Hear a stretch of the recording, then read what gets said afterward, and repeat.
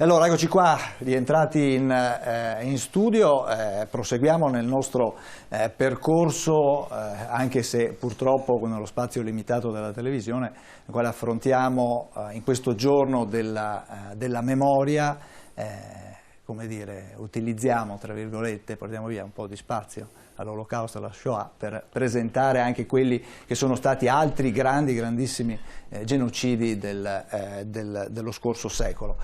Professor Casen, giustamente si è introdotta la questione delle foibe, sì, e dell'informazione negata, come abbiamo visto anche abbiamo sentito dai telespettatori, no? Cioè il problema di quello che si racconta, di quello che esce poi effettivamente, di quello che viene insegnato a scuola. Io, per parlare del punto del rubare il tempo ad altri, direi che ci vorrebbe una ricorrenza delle stragi, dei genocidi che sono stati fatti, perché se no si ricorda solo una, ma il secolo scorso è stato un viatico di genocidi. E non erano di molto inferiori a quello poi della Shoah. Trieste, le foibe furono tombate perché la politica italiana non poteva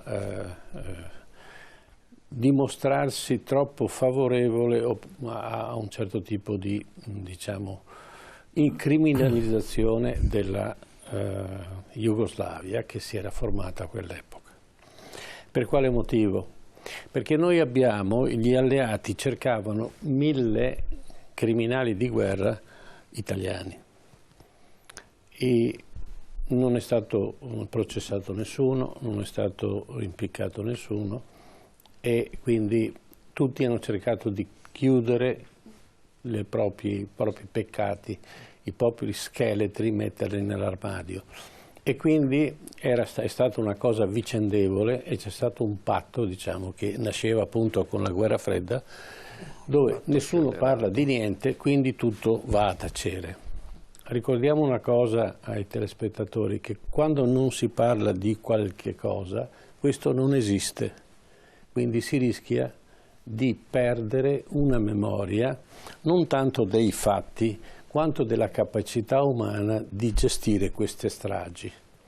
Allora, le stragi delle foibe ci furono, e furono terribili, e non guardarono in faccia nessuno, colpevoli o non colpevoli. Fu una vendetta che diciamo, il mondo titino applicò alla fine della guerra. Ma questa cosa poteva avere un senso immediatamente dopo la guerra, non aveva nessun senso invece quando qui sul Cansiglio si scoprì una foiba che si chiamava il bus della Luna, la chiamarono. Io venni a saperlo per caso perché il direttore dell'albergo San Marco del Cansiglio voleva fare pubblicità al suo albergo e allora venne giù, persona anziana. Scoprì più tardi che era uno dei autisti di Mussolini e che era andato lì apposta per presidiare il bus della Luna e aveva fatto, alla fine, era riuscito a raccogliere denaro e aveva cominciato a tirar fuori gli scheletri di questa gente. Ah, sì. È arrivato l'esercito, sono arrivate le bettoniere, hanno ributtato dentro tutto, hanno buttato il cemento e tutto si è fermato là. Quindi questo è un atteggiamento dello Stato italiano che risale agli anni 70-75. Ma che morti erano questi? Allora, c'era anche un prete. Questi erano praticamente i fascisti della zona. Quindi, diciamo, i partigiani avevano fatto un rastrellamento, avevano buttato tutta questa gente dentro questa... C'è ancora, perché se andate al Cansiglio, chiedete il bus della Luna, questa persona che ormai era molto anziana, quindi è morta, ha fatto fare una croce di bronzo, no? Non potendo tirar fuori e dare dignità di morte a queste persone, mise una croce. E quindi questo fu l'ultimo momento in cui furono tombati definitivamente la tomba di queste persone, che è più a sud, perché normalmente sulla zona di Trieste, Gorizia, eccetera, invece questo è avvenuto qui, vicino in Veneto, vicino a noi.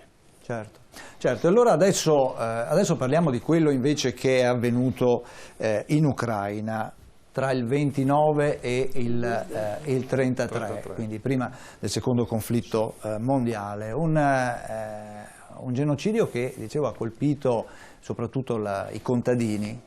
Anche qui milioni di morti. Cos'è successo, professor Fellini? Ha colpito i contadini e direi un po' anche il settore ecclesiastico della campagna, i preti sposati della campagna ortodossi, quasi tutti, ma c'erano anche un po' di greco-cattolici, diciamo, perché facevano tutt'uno a quell'epoca i contadini considerati dal potere sovietico il massimo dell'ignoranza rispetto alla invece la cultura che ritenevano progressista della città, la cultura industriale, cioè, quindi c'era sempre latente questo conflitto tra le due culture, la cultura campagnola, preti e contadini, e la cultura invece cittadina, in qualche modo industriale. Ma quello che è successo, diciamo, parte, se vogliamo sinteticamente, ancora dagli anni 20-21, quando, oltre a tutta la problematica, diciamo, delle deportazioni per altri motivi politici, eccetera, c'è stata anche una carestia a quell'epoca, carestia che ha coinvolto tutto l'Est, non solo l'Ucraina, e che aveva già portato a 1,5 milioni, 2 milioni, calcolano, di morti per fame, questa carestia. Quindi si moriva per fame. Per fame. Infatti questo genocidio viene chiamato. Questa era un po', diciamo, la prima, diciamo, che è successa, che non ha una connotazione precisa sotto il profilo etnico, perché era un po' diffusa a macchia di leopardo su tutto il territorio. Causata in gran parte dalla politica di collettivizzazione di Lenin, perché Lenin aveva decapitato tutta la cultura contadina intelligente dell'epoca, i famosi kulaki, li aveva deportati in massa, e quindi improvvisamente si è trovato che la produzione agricola, che era di eccellenza sotto gli zar paradossalmente, è improvvisamente crollata. E quindi la causa anche di questo è stata un po' la collettivizzazione forzata, a tal punto che Lenin ha fatto poi la famosa NEP, la nuova politica economica, con la quale nel 22 ha tentato di porre un po' rimedio, reintroducendo qualche aspetto del mercato, no? Specialmente proprio dei prodotti agricoli, eccetera. Però questo, con l'avvento di Stalin e il primo piano quinquennale del 1928, è stato spazzato via da Stalin, che evidentemente ha pensato in Ucraina, dove tutto sommato la cultura contadina era rimasta abbastanza ancora intatta, quella del contadino piccolo proprietario terriero con qualche animale, che la propaganda sovietica dipingeva però come un nemico del popolo, come un contadino ricco, magari perché aveva 2 vacche, oppure aveva 1 ettaro di terra. Lì si è scatenata un po' la voglia, diciamo, perversa di Stalin di sostenere la sua politica industriale guerrafondaia con il piano quinquennale, tramite l'esproprio, se vogliamo dire, dei prodotti dell'Ucraina, che era il granaio d'Europa. L'Ucraina, non dobbiamo ricordarselo, questo aveva una produzione di grano incredibile che esportava dappertutto e che già ormai era finita. E quindi lui ha voluto drenare tutte le risorse possibili per portarle al centro, cioè a Mosca, e per sostenere la sua politica industriale. Ecco, quindi portava via i raccolti, ma non solo il grano, anche le portava via i raccolti, portava via tutto quello che si può portare via, insomma, no? Compreso anche la cultura, perché i primi che andavano di mezzo un po' erano i capi villaggio, i preti, i vescovi, gli archimandriti, eccetera. Come ha ottenuto questo? Questo esproprio forzato, che ha avuto il suo culmine, diciamo, poi a partire da novembre del 32 fino al giugno del 33, avveniva, diciamo, in modo che queste enorme massa di soldati dell'Armata Rossa che lui aveva mandato lì per fare questa operazione, per prima cosa cercavano di individuare le persone da portare in Siberia, no? Certo, da fare la deportazione. E quindi con questo avevano già decapitato un po' quelli che potevano in qualche modo essere dei punti di riferimento. Questo fatto poi, una cosa che anche non si sa, tra le cose che sono dimenticate, creò delle rivolte contadine. Ce ne sono segnato qui 4.080 solo nell'anno 1930, con un coinvolgimento di 1 milione di persone. Però ormai i contadini erano esausti, perché era già cominciato questo processo di esproprio del prodotto, non solo del prodotto, veniva espropriata anche la semente. La grande crisi del 33 poi, perché era un anno buono dal punto di vista climatico il 33. È avvenuta perché nel novembre i soldati prendevano anche le sementi gelosamente conservate dai contadini, anche sotterrandole perché non le trovassero, e se trovavano delle sementi sotterrate venivano fucilati o venivano immediatamente la interrompo un attimo, sì. Professore, volevo proporvi invece la testimonianza di una persona che ha vissuto quel periodo, e sentiamo un po' qual è, perché ci sono stati anche casi di cannibalismo. Sì, ci sono stati anche casi di cannibalismo. Sentiamo. Sì, certo. All'epoca nella nostra aia c'era un pozzo, venivano a prendere l'acqua e ogni tanto entravano in casa per un saluto. Un giorno videro che mia madre dava a noi figli che stavamo bene un pezzetto di barbabietola, mentre a mio fratello malato non dava niente. Lui, poverino, si allontanò faticosamente dalla stufa dove dormiva, perché aveva fame e voleva anche lui da mangiare. I vicini dissero a mia madre: su, dà qualcosa anche a lui. E mia madre: no, devo cercare di salvare almeno quelli che stanno bene. Il mio fratellino cominciò a piangere e se ne tornò vicino alla stufa. Poco dopo morì. Quando il becchino arrivò, prese mio fratello e lo posò sul carretto. Poi afferrò anche mia madre e la mise insieme al piccolo, sebbene fosse ancora viva. Io cominciai a piangere e il becchino mi disse: piantala, non vedi che quasi non respira più? Non mi va di tornare anche domani. Visto che l'unica salvezza rimasta è la fuga, la popolazione viene tenuta prigioniera nei propri villaggi. Stalin fa sbarrare le strade e sospende i collegamenti ferroviari. Milioni di ucraini si trovano in trappola. Nel 1933, dopo un anno di fame, la vita è ormai insopportabile. Un mio compagno di scuola smise di venire alle lezioni. Dopo qualche giorno il maestro ci disse di andare a trovarlo per vedere cos'era successo. Così facemmo. Eravamo quasi arrivati a casa sua quando i vicini ci dissero che avremmo fatto meglio a stare alla larga. Era successa una cosa terribile. I genitori erano impazziti per la fame e avevano ammazzato il nostro compagno. L'avevano fatto a pezzi, messo in pentola e se l'erano mangiato. Mentre in Ucraina 5 milioni di persone muoiono di fame, Stalin esporta 5 milioni di tonnellate di cereali.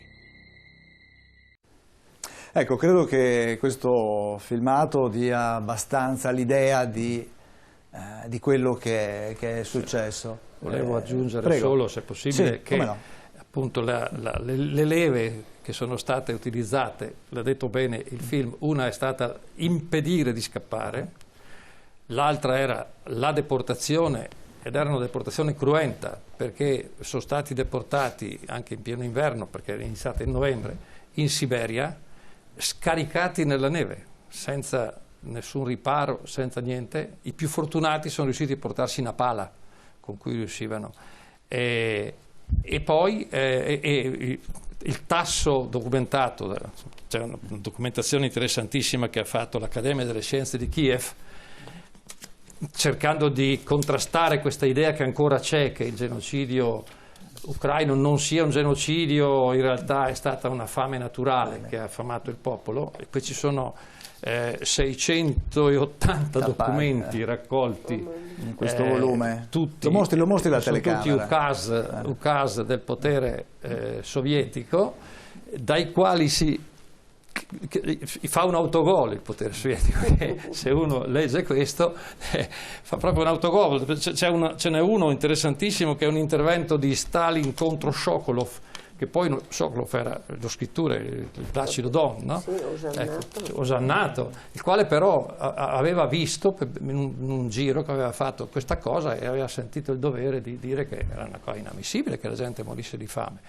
e Stalin lo massacra con una frase micidiale dicendo che stia zitto, che è anche troppo poco quello che si fa contro questi nemici del popolo di contadini ricchi, e quindi avvalla completamente invece l'idea che c'era la regia dietro, no?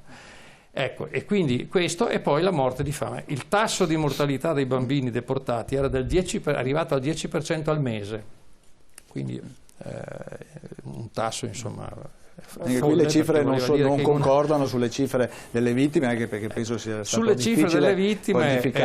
Poi un altro episodio un po' veramente sconvolgente è che loro non potevano scappare, però i treni da Kiev a Mosca funzionavano e c'erano i funzionari di partito che andavano e venivano eccetera, perché quelli non avevano problemi, no? Allora che cosa è successo? Il potere sovietico a un certo punto ha fatto oscurare tutte le finestre dei treni, perché questi disgraziati che morivano di fame si stavano portando sulle scarpate della ferrovia implorando qualcosa, e a un certo punto le scarpate erano un continuo di persone seminude e ridotte allo stremo che implorava qualcosa. Allora hanno fatto oscurare i vetri e sui vagoni è stato messo una guardia armata che impediva che i finestrini venissero aperti per tutto il transito attraverso l'Ucraina.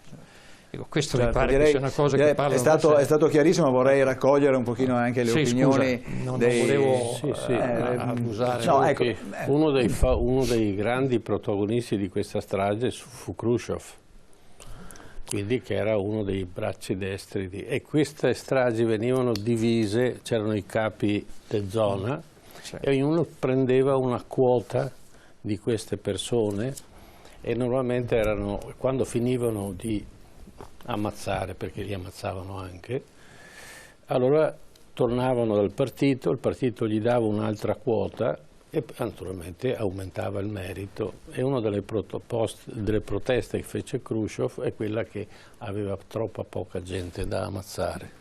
Questa era l'Ucraina dell'epoca e il comunismo dell'epoca.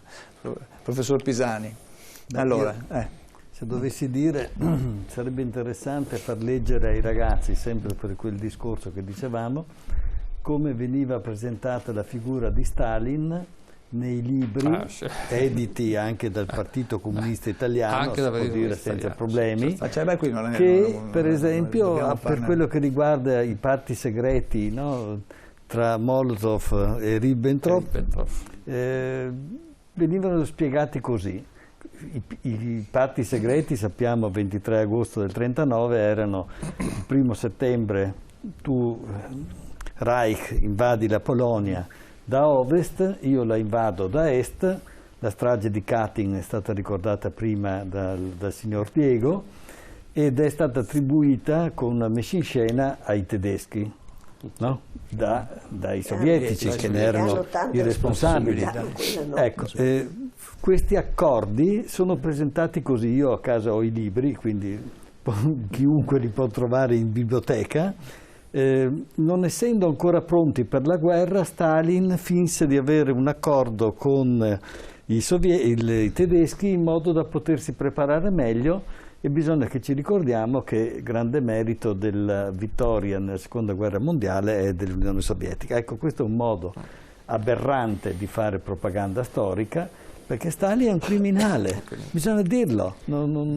Per fortuna non mi risulta ci siano vie o strade intitolate a lui. Ci sono. No? Ci sono? Sono rimaste ecco, anche nella... se qualcuno è rimasta qui a Milano, non in so, Italia sono rimaste, ma anche in Unione ecco, bisognerebbe cominciare... Anche monumenti ecco, sono rimasti. E un'altra cosa che vorrei dire, se posso, su questa onda qui, è che per esempio del collaborazionismo che fu messo in atto dalla Repubblica di Salò per, diciamo, la deportazione degli ebrei, il rastrellamento, Guido Buffarini Guidi con il decreto del 30 novembre del 43 che istituisce in ogni provincia l'obbligo di avere un campo di concentramento. Noi l'abbiamo avuto a Vovecchio, noi provincia di Padova, e ieri sera ero a Teolo a parlare con i giovani in movimento, per fortuna c'erano tanti giovani, ma c'era un signore che dice: ma io sono di Vovecchio, ho scoperto solamente pochi anni fa, leggendo una cosa, che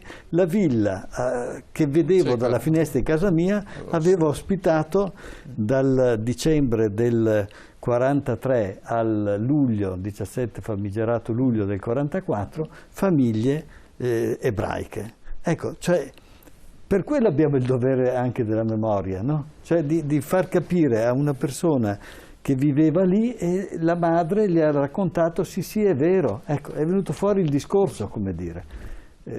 Abbiamo molti doveri, però io ho visto in Francia una cosa che dico anche qui, sui licei all'esterno ci sono delle targhe tutte uguali che ricordano come in quella scuola ci fossero dei bambini che furono portati via e deportati, e c'è scritto: con la complicità attiva della Repubblica di Vichy. Ecco, io vorrei vedere prima o dopo che ci sia anche fuori qua da noi, scuole, il riconoscimento di quelle che sono state anche le nostre responsabilità. Perché sennò sembra che noi invece eravamo tutti...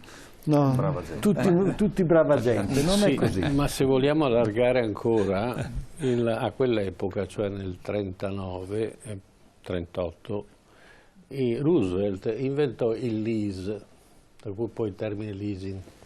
Ti do una cosa, me la pagherai o me la restituirai, rimane mia ma te la do. No, era un sistema per finanziare l'Unione Sovietica. Allora, all'inizio della guerra le navi americane facevano il circolo polare artico per depositare merci e materiale bellico all'Unione Sovietica. Si arrivò, i famosi U-boat, i sommergibili tedeschi, in un solo mese riuscirono a affondare fino a 1 milione di tonnellate di materiale che veniva fornito all'Unione Sovietica. Ricordiamo che la Seconda Guerra Mondiale nacque dall'invasione dei tedeschi della Polonia, no? Ma non si ricorda che dall'altra parte c'erano i sovietici che contemporaneamente che invadevano la loro parte, perché la colonia fu divisa in 2 parti, no? Gli accordi segreti famosi. Auschwitz non nacque per lo sterminio degli ebrei, nacque per lo sterminio dei polacchi.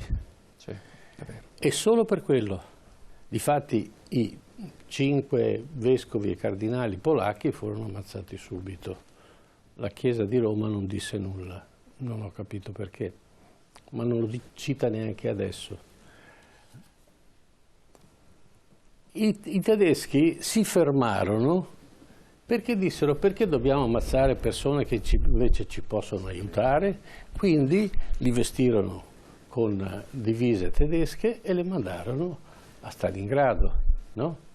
Quando tornarono indietro, le truppe russe seguirono naturalmente la ritirata e fecero poi il massacro che fecero con le fosse comuni, perché comunque quei polacchi si erano alleati forzosamente con i tedeschi perché diversamente non potevano fare, e quindi sono stati trucidati. Quindi la Polonia fu un campo di sterminio da ambedue le parti contemporaneamente.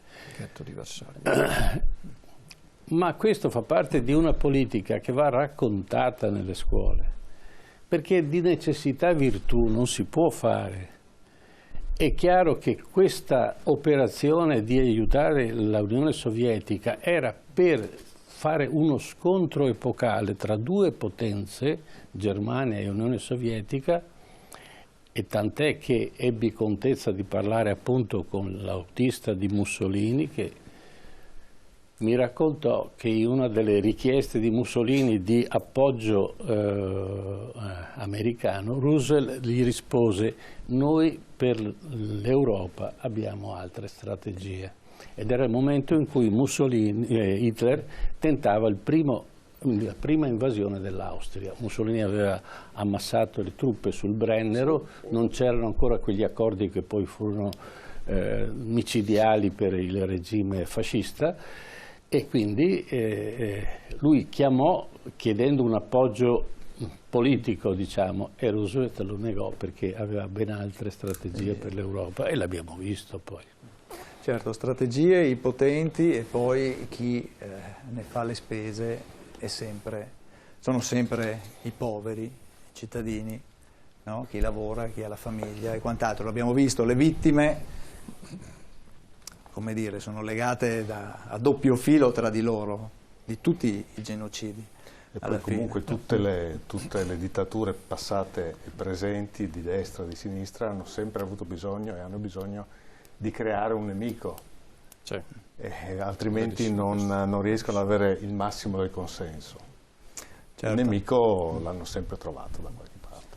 Certo, però, prego. No, volevo solo ricordare che anche in questa tragedia comunque c'è anche forse uno, cioè, più di uno, ma insomma, che potrebbe essere considerato forse un giusto, no? Nel senso che c'è questo Skripnik, che era un commissario del popolo fervente comunista, però a un certo punto all'inizio del 1933 si è reso conto che stavano ammazzando il suo popolo, e allora in un soviet tenutosi a Kiev si è sollevato e ha cercato di intervenire ponendo rimedio a questa cosa. È stato immediatamente destituito e hanno iniziato seduta stante un processo contro di lui è uscito, si è sparato. Ecco, questo è già questo episodio. Rientra perfettamente in base alla nostra definizione. Professor Pisani, il caso di questo genocidio ucraino, che ricordiamo ha un nome, no? Holodomor, e viene anche commemorato, se non sbaglio, ha un giorno, no? In cui viene... È una parola composta, costruita per questa, ahimè, occasione, cioè Holodomor, fame e morte, no? Quindi e credo che venga, se non sbaglio, c'è un giorno in cui viene commemorato, deve essere nella quarta settimana del mese di novembre, è possibile? Sì, non ricordo il giorno esatto, francamente. Ma sì, c'è una ricorrenza. Noi nel Giardino dei Giusti del mondo... quello che dicevo appunto, può essere considerato genocidio, perché poi si fanno anche delle distinzioni, giusto? No, noi abbiamo uno statuto che è stato elaborato in condivisione con Antonia, con altri amici, poi approvato dal Consiglio Comunale di Padova, quindi diciamo che siamo l'unica realtà, ma proprio l'unica, in cui c'è un'amministrazione comunale che si è fatta carico di tenere viva la memoria delle persone che si sono sacrificate, spesso lasciando la vita, per proteggere i perseguitati. Noi attualmente abbiamo 4 genocidi in esame, ne sono stati già ricordati 2. Noi abbiamo aggiunto il Ruanda e la Bosnia. E abbiamo messo a dimora, in collaborazione con strutture importanti legate allo studio e all'analisi di queste tragedie, abbiamo messo delle piante dedicate sia a personalità che si sono distinte nell'occasione del genocidio ruandese, sia di quello bosniaco.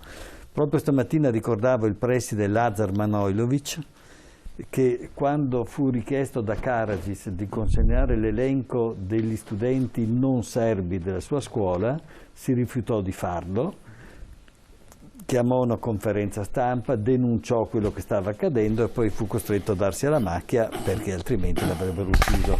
Lo ricordavo stamattina dicendo: quanti nel 1938 presidi nostri hanno rifiutato, addirittura come facevano a individuare gli studenti ebrei? Sai come hanno fatto? Ho il documento a casa del provveditore agli studi di Padova, che chiedeva l'autocertificazione di tutti i genitori, padri o di chi ne faceva le veci, che dovevano dichiarare che il loro figlio non era di razza ebraica o non aveva almeno un genitore ebreo. Quindi questa fu l'applicazione delle leggi razziali del settembre del 38 nelle nostre scuole, ecco, tanto per dire. Ma noi dobbiamo dare una pianta ai giusti. Allora, genocidi, non abbiamo parlato del cambogiano. Certo. Io considero personalmente genocidio anche i desaparecidos argentini, perché c'era la volontà di colpire comunque un gruppo ben identificato o semplicemente disseminare il terrore attraverso l'eliminazione di persone che non c'entravano niente, che non erano certo attivisti di nessun tipo, di nessun genere, quindi si perseguiva. Poi abbiamo l'Holodomor, ma noi dobbiamo dare una pianta ai giusti, per cui questa sera sono felicissimo di aver appreso una storia che non conoscevo. Bisogna approfondire se ci sono le caratteristiche. È da approfondire. Ma, ecco. Voi siete gli unici che avete più genocidi, giusto come il Giardino dei Giusti, perché il Giardino dei Giusti nasce... C'è ovviamente un'organizzazione altra che si trova a Milano, altre ce ne sono, che si occupano di dare una pianta ai giusti, ma io dicevo dal punto di vista dell'amministrazione comunale, quindi non siamo un'associazione sostenuta da una realtà comunale, ma siamo un'istituzione della realtà comunale, quindi è una cosa di cui dobbiamo essere orgogliosi.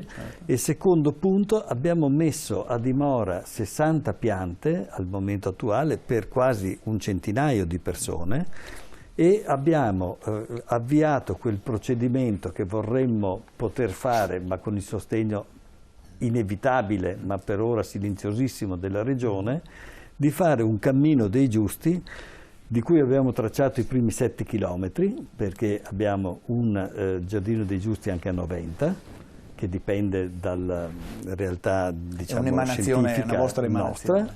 Abbiamo altri 3 diciamo, punti e un cammino che si chiama proprio così, Cammino dei Giusti del Mondo, e che è naturalmente da noi stato pensato in rapporto a Terra Negra, creando di fatto una vera cittadella della memoria, perché da un lato si ricorda con il Museo dell'Internamento, si ricordano gli ex internati militari, l'IMI, che hanno avuto molti meriti poi per aver rifiutato di continuare la guerra, perché 600.000 soldati in più dalla parte sbagliata sarebbe stata una tragedia ulteriore, no? Avrebbe fatto prolungare sicuramente la sofferenza di tutti.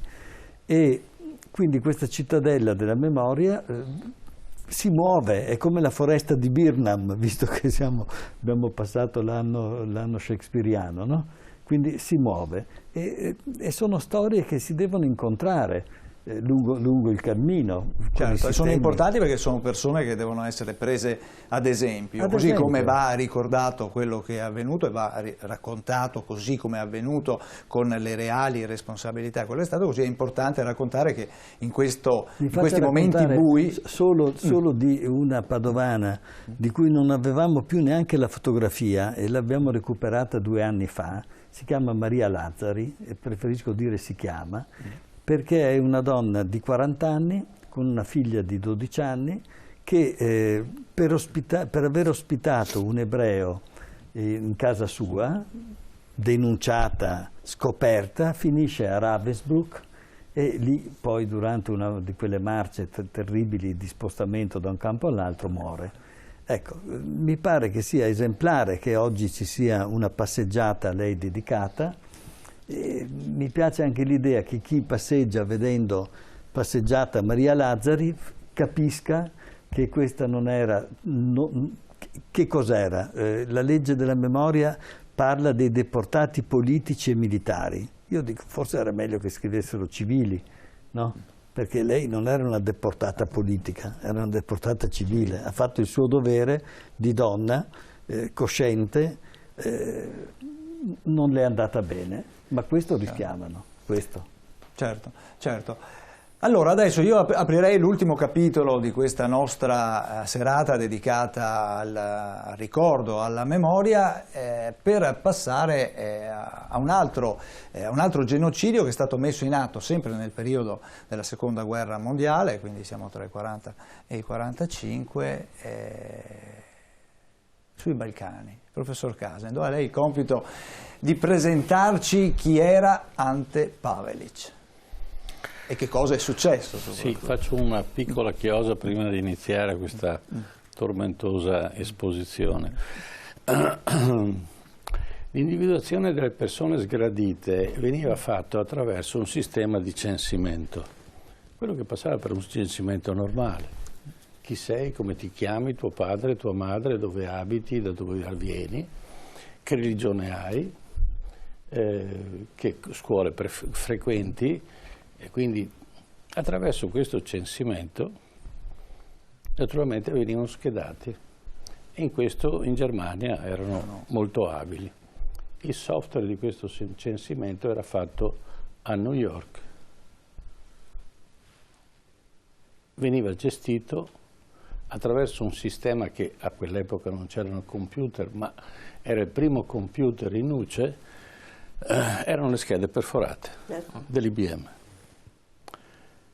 Quindi i tedeschi sapevano nome, cognome, dove stavano, chi, perché naturalmente non sono solo gli ebrei, ma per esempio gli ortodossi erano altrettanto vessati quanto, e ne parleremo appunto con Ante Pavelić.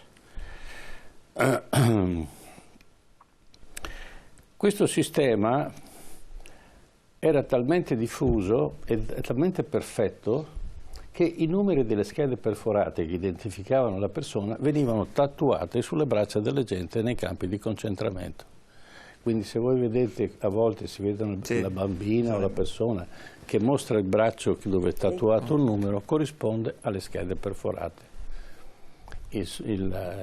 Tutta la Seconda Guerra Mondiale fu gestita attraverso macchine Hollerith della IBM americana. Il presidente dell'IBM, che era Watson, fu nel 1937 insignito della medaglia d'oro da Hitler in persona, c'è la foto che lo dimostra. E naturalmente nel 1941, quando la Germania dichiarò guerra agli Stati Uniti, restituì la medaglia. Però non furono restituite le macchine Hollerith dell'IBM, che usavano le schede perforate, per cui tutta la guerra fu gestita, era perfetta. Ricordiamo come così magnificava la perfezione e la capacità organizzativa dei tedeschi, perché tutto funzionava attraverso le schede perforate. Quindi alla fine della guerra, siccome queste macchine non erano vendute, erano in affitto, alla fine della guerra il signor Watson andò in Germania e si pagò. E questa è una storia che è molto importante, ma tutta la guerra fu gestita anche dagli altri paesi attraverso il sistema IBM, perché era un sistema che, per esempio, regolava le ferrovie. Quando si disse finalmente Mussolini a far arrivare i treni in orario, era merito del sistema Hollerith IBM, che era stato comprato perché questo era il sistema che si usava. Per quanto invece concerne la Croazia, che è la storia che stiamo raccontando adesso, c'è un movimento dopo la Prima Guerra Mondiale, Mussolini appoggia un movimento dei contadini nella zona della Serbia e si cerca di dividere questo popolo tra serbi e croati. E dopo varie manovre all'inizio della guerra, quindi 1941, si ha il consolidamento dello Stato indipendente della Croazia. A capo di questo Stato è Ante Pavelić. Ante Pavelić è stato appoggiato, istruito, allenato e così vale per tutti gli Ustascia, che erano poi diciamo, i partigiani dell'epoca che dovevano combattere i serbi, in Italia, in Germania, ma soprattutto nei conventi francescani, e lì quando si incomincia la guerra, nel 1941, incomincia la grande strage dei serbi Allora, varie sono le teorie, ma comunque certamente si ha documentazione di almeno 500.000 di morti. Secondo alcuni scritti che vengono dalla Germania sono 800.000 e si presume che possiamo tranquillamente considerare che 1 milione di serbi furono trucidati.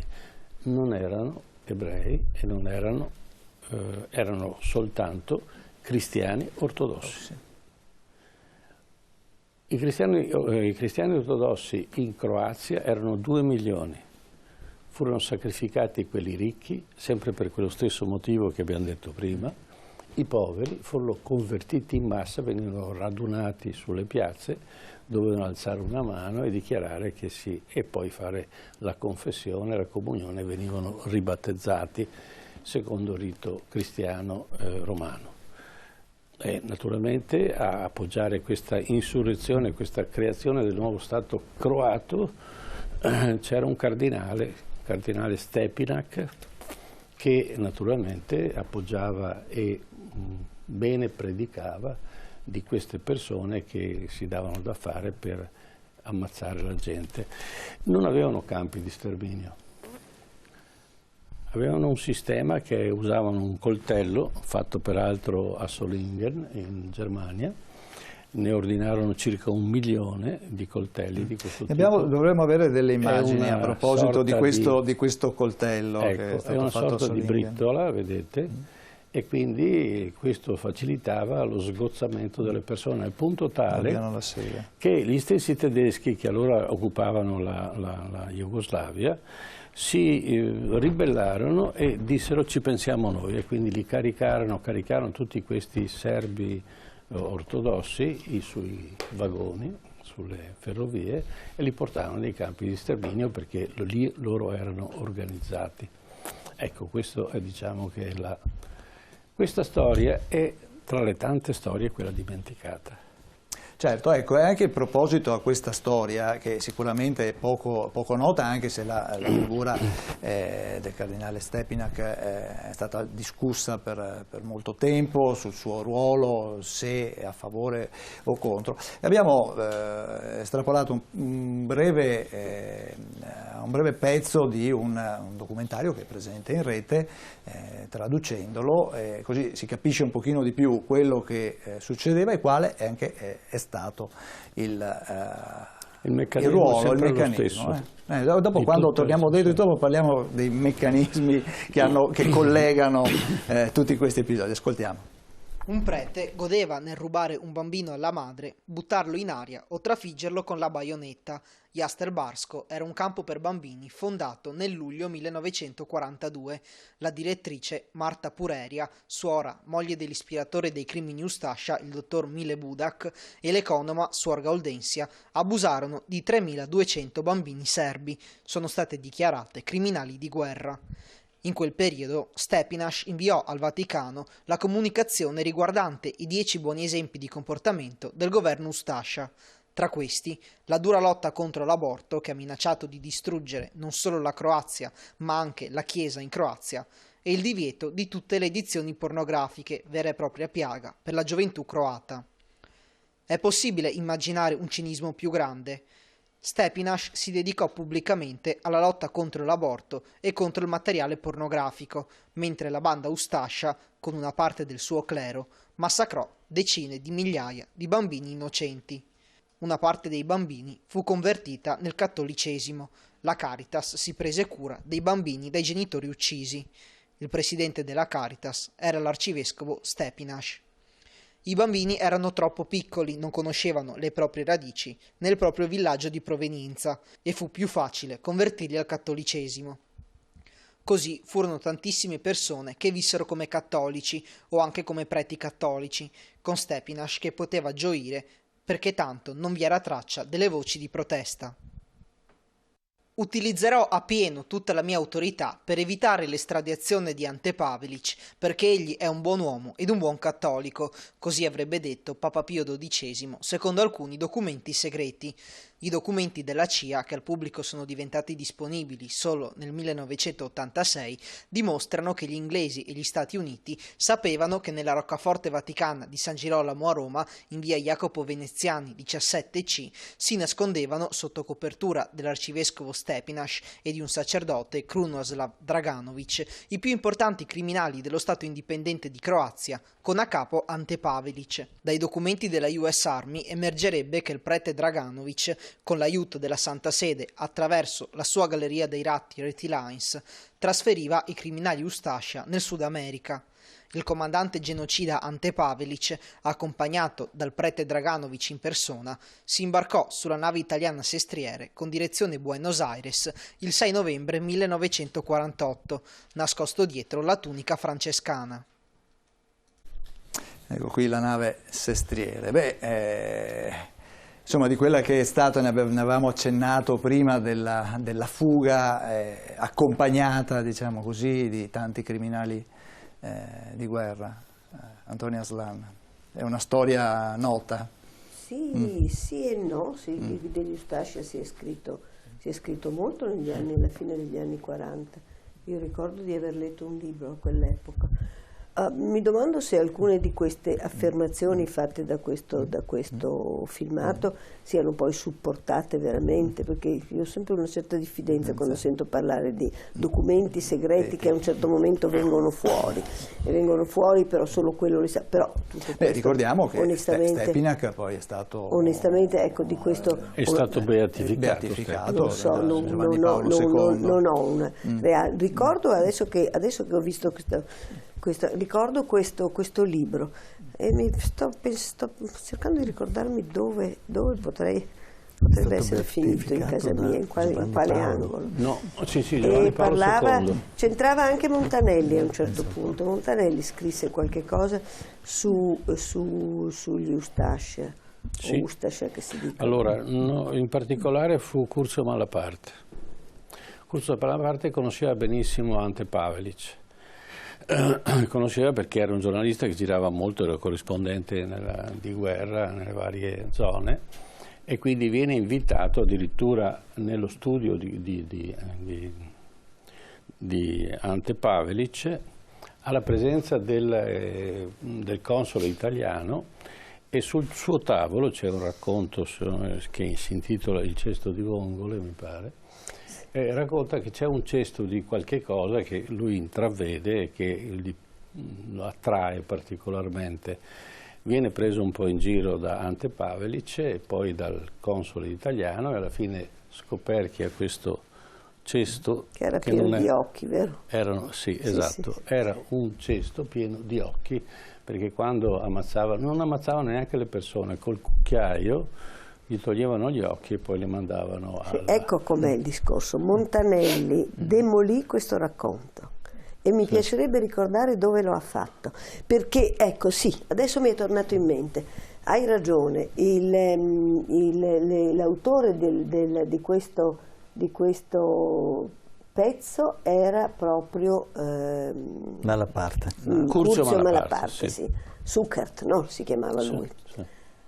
Ma ecco, Montanelli anni dopo disse, ma questo è stato dimostrato anche per altre cose che lui anche in altri suoi libri, nella pelle per esempio, aveva scritto, cioè Malaparte romanzava parecchio e Montanelli in un certo modo proprio questo racconto degli occhi, vedi che mi è tornato in mente quando tu cominciavi a parlarne, lo ha demolito dicendo che questo era una delle, come definì, aspettate se mi viene in mente, degli abbellimenti che Malaparte, che voleva fare una certa impressione nel lettore, alla fine si concedeva.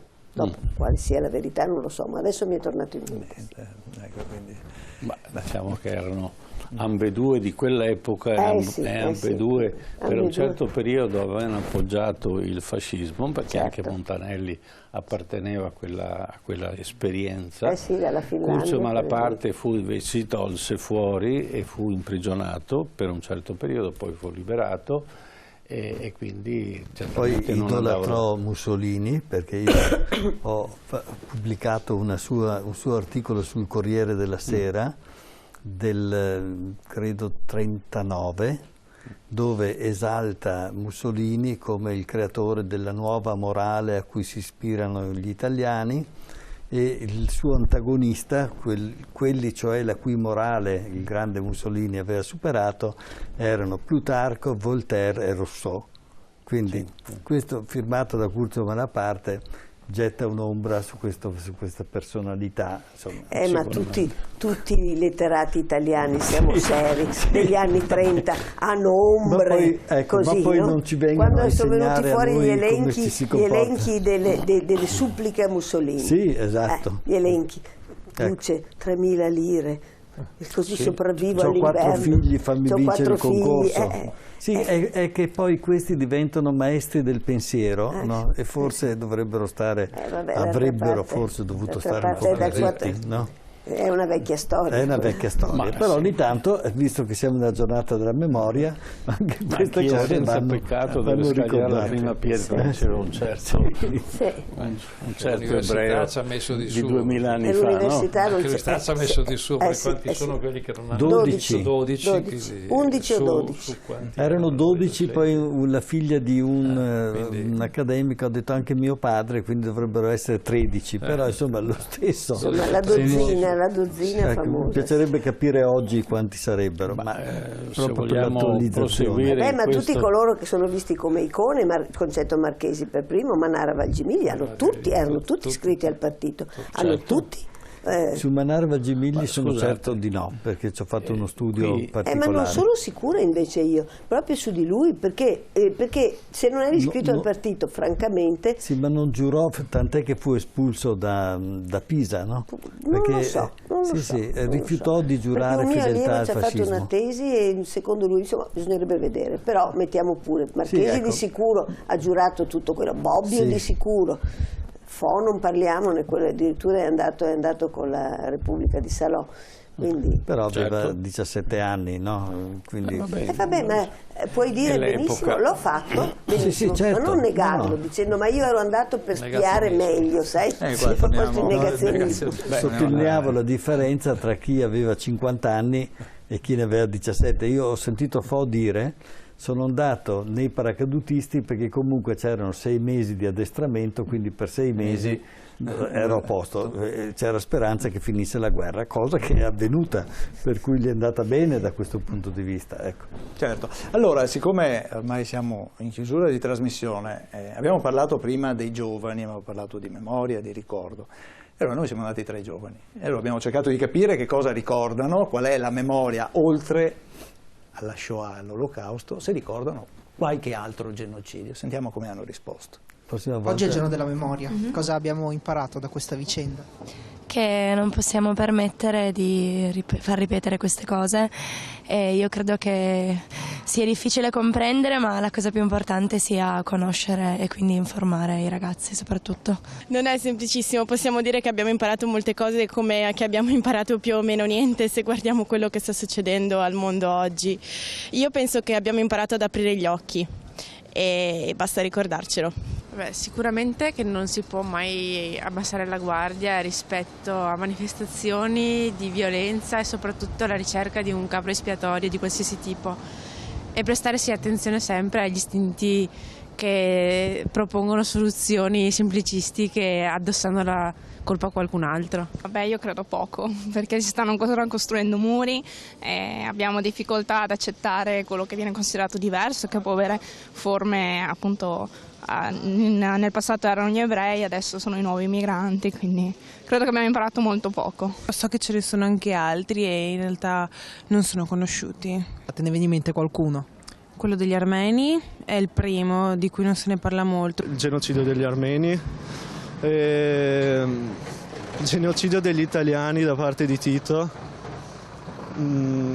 poi si può andare anche più indietro nel tempo, civiltà precolombiane da parte dei conquistadores. So della vicenda degli armeni, però onestamente mi dispiace, ma a scuola non viene trattato molto né uno né l'altro. Ecco qua, questa è la voce dei ragazzi. Pisani, voleva aggiungere qualcosa che possiamo commentare? Che sarebbe interessante fare le stesse domande magari a qualche parlamentare, no? Abbiamo visto delle scene... Forse è meglio di no. Ecco, dove... Per piacere, Giuliano, astieniti. Invece è molto confortante vedere questi ragazzi, quello che ci hanno detto loro mi pare il suggello perfetto di quello è un po' riassunto anche quello che abbiamo detto noi stasera, anche proprio, sulla necessità. Proprio molto bravi, molto bravi. Intervistati a caso questi. Sì, assolutamente a caso. Certo Padova, forse grazie a Antonio Aslan, forse il genocidio armeno è un po' di più conosciuto. È confortante però, che ne abbiano parlato, però in generale non sono, come dicevamo prima, non sono ciechi né sordi. Certamente hanno bisogno qualche volta di essere un po' indirizzati, perché no? Certo, ma le cose vanno raccontate e vanno... Non solo dai libri scolastici. Certo. L'altro giorno alla Gran Guardia c'era Aaron Drink, no? Giacomelli che presentava, e c'erano due classi o 3 di liceo, sono stato anch'io a sentire. Veramente era impressionante l'attenzione con cui hanno seguito. Questo è confortante, questo ci fa ben sperare. Sono contento perché Bertan è stato mio allievo, quindi sono felicissimo. Io vorrei fare un ultimo giro, un'ultima battuta prima di salutarci. C'è un filo conduttore alla fine che lega tutti questi fatti di cui abbiamo parlato stasera, quindi dal genocidio degli armeni a quello in Ucraina, l'Olocausto, e i fatti Ruanda, anche quelli più recenti, Ruanda, Bosnia, Cambogia, pensiamo ai crimini di guerra dei giapponesi in Cina, anche lì milioni di morti, no? Nanchino, certamente. Come no? Cosa dice? Iniziamo dal professor Pisani, cosa dice? C'è un filo conduttore? Il protagonista è sempre l'uomo. Ma senza dubbio è stato detto benissimo prima da Antonia, no? Senza dubbio c'è questa volontà di imporre, come dire, un controllo su una determinata area, eliminando tutti coloro che fanno parte che sono ostacoli potenziali a questo, e con un processo che è quello della disumanizzazione. Questo, per esempio, ricordavi la radio delle Mille Colline, no? Gli scarafaggi che erano diventati tutti Tutsi, ma non è molto diverso rispetto, per esempio, a come il nazista guardava l'ebreo, perché se l'avesse guardati con l'occhio normale di un uomo che guarda un bambino, una donna, un anziano, eccetera, certamente non sarebbe stato totalmente indifferente a questo. Quindi il processo di disumanizzazione è quello che mi pare l'elemento che contraddistingua tutte queste efferatezze, no? Certo. Roberto Bruma. Penso un po' a quello che dicevo prima, che i regimi hanno bisogno del nemico, di creare il nemico per tenere ferma la popolazione su un obiettivo forte. I fascisti parlavano degli africani che andavano a colonizzare come dei subumani, lo stesso i nazisti nei confronti degli ebrei. E quindi la gente questa idea catalizzatrice serviva a riunire la popolazione che aveva perso ormai il cervello, dico io, intorno a un obiettivo negativo e che evidentemente convinceva troppa gente. Sicuramente molti si domandano perché ricordare oggi a distanza di 70 anni. No? Perché se non ricordassimo perderemmo la capacità poi di vedere in faccia la realtà, anche la più negativa. Non dimentichiamo che sia Hitler sia Mussolini sono diventati quello che sono diventati con libere elezioni. E oggi parliamo di elezioni, parliamo di leggi elettorali. Si è preso un incarico di governo diretto, no? Senza elezioni, però la sostanza è quella. Attraverso il Parlamento. Allora era il re, oggi diremmo il Presidente della Repubblica, ha conferito l'incarico a uno che non aveva vinto le elezioni. Non sto facendo riferimenti di nessun genere. Sì, no. Sì che li fai. Abbiamo capito che insomma, dai. Noi siamo esperti. Antonio Aslan, allora, il rischio è cadere nell'indifferenza? Ci espone? Sì, nell'indifferenza, ma più che altro nel fare diventare dominanti quelli che sono, per esempio, questi sentimenti di avidità, di cecità. Più che indifferenza, è che proprio questa gente ricaccia la loro parte di umanità e appunto fanno vincere il male.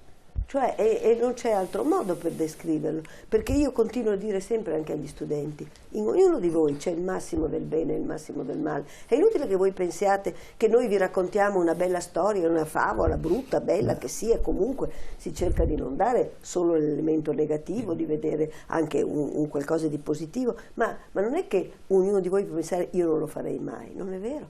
È proprio gli italiani nel loro film hanno fatto una scena stupenda da questo lato. E questa se la sono proprio inventata loro. Quando la moglie del colonnello, a cui viene detto che è un uomo, un militare, non ha niente contro gli armeni lui a priori, anzi gli armeni lo foraggiano abbastanza, a lui non dispiace, e gli viene detto che andranno sterminati tutti. Questo per lui suona strano e tocca obbedire. Manda la moglie lo stesso alla festa degli armeni. Lei è lacerata in se stessa dal fatto che con questa gente ha simpatia e va alle loro feste, insomma non capisce perché, però a un certo punto beve troppo, beve 2 o 3 bicchierini, sviene, e quando rinviene, nel momento in cui lei rinviene, è una scena piccola, un cameo, si vede sdraiata sul suo bell'abito rosso, e gli danno i sali, lei si guarda intorno, è ancora un po' confusa, da un lato e dall'altro ha i padroni di casa, no? Che sono il fratello di mio nonno e la moglie, quello che poi verrà decapitato. E questi poveretti dice ma sta meglio, cos'è? E lei mentre apre gli occhi vede di fronte al divano su cui è sdraiata una bella specchiera e improvvisamente dice: quella specchiera però starebbe proprio bene nella mia camera da letto. E i due non capiscono perché mai la moglie del colonnello gli venga fuori questo discorso sulla specchiera. È assurdo. È che lei ha già fatto il salto. Cioè, visto che devono venire uccisi, perché non prendersi la loro roba? Sì. Perché non prendersi quello che hanno? Questo è il discorso dell'avidità.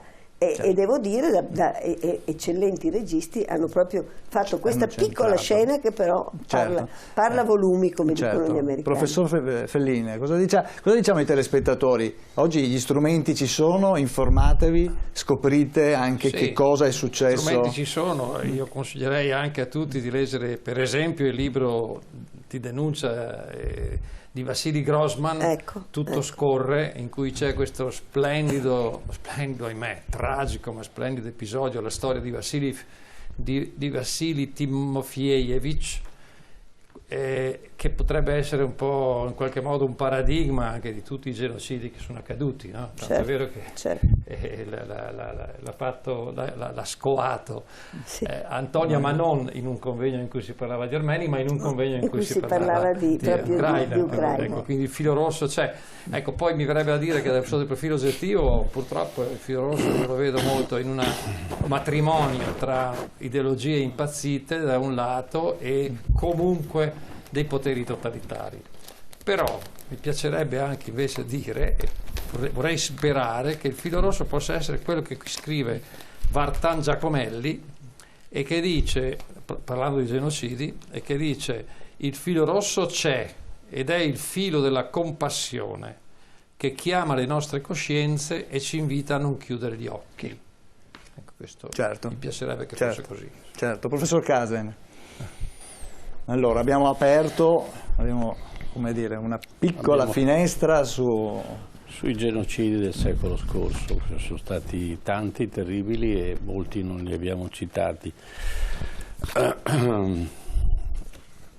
Sono guerre etniche e soprattutto l'esempio che faceva prima la professoressa Aslan, quella dell'appropriazione dello specchio, diventa poi l'appropriazione della terra altrui, quindi desertifico un determinato territorio e sostituisco queste persone con altre che mi interessa fare. Ed era questa la filosofia del nazismo, ma diciamo che 70 anni prima era la filosofia dell'Italia nel meridione. I meridionali dovevano essere allontanati, addirittura c'era un progetto di deportazione nel Pantanal Sud America dei meridionali, poi invece furono molto più diciamo, realisti, i re Savoia, e invece di allontanarli li fecero migrare, e c'era anche la tassa sull'emigrazione, cioè se io volevo emigrare pagavo e poi andavo, quindi non costava l'immigrazione, lo Stato italiano ne guadagnava. E dovevano essere sostituiti con la gente del nord, no? Buona parte dell'esercito della prima guerra mondiale era considerata la fuffa, no? Cioè gente piccola che non sapeva fare, che non sapeva... e tutti meridionali. E quando Cadorna diceva mandiamo avanti gli uomini perché costano meno delle bombe, era un'operazione etnica contro l'Italia. E quando i prigionieri venivano fatti prigionieri italiani e portati poi in Austria, lo Stato italiano non mandava generi alimentari, perché allora vigeva il patto internazionale, gli austriaci mandavano, i tedeschi mandavano i generi alimentari ai propri prigionieri tenuti in Italia, e l'Italia era tenuta a mandare il vitto ai prigionieri in Austria, ma questo non avveniva. E allora partirono dei treni dal Vaticano, finanziati dal Vaticano, che portavano, con l'aiuto delle famiglie che avevano prigionieri in Austria, che riuscivano a attraversare la frontiera e portavano viveri fin tanto che non fu cambiato il generale. Cambiando il generale le cose andarono un pochino meglio, sia per la guerra, sia anche per le persone che ci andavano. Ecco, questo vorrei ricordare. Non vorrei inneggiare al fascismo, ma il fascismo cambiò molto la faccia dell'Italia. Anche qui noi inganniamo spesso i nostri figli che vanno a scuola, i nostri nipoti, perché la vessazione delle popolazioni italiane era notevole. Ricordiamo Bava Beccaris che sparò ad Alzo Zero al centro di Milano, e soltanto perché la gente si era ribellata e voleva mangiare non bistecche, pezzi di pane, volevano il grano, no? C'era la tassa sul grano e sul sale, quindi erano cose di questo genere. Mussolini iniziò a dare dignità agli italiani, poi naturalmente era un regime che non poteva che andare in quella direzione, e l'epilogo l'abbiamo visto, no? L'importante è che noi abbiamo memoria di queste cose, perché il popolo che non ha memoria non ha futuro.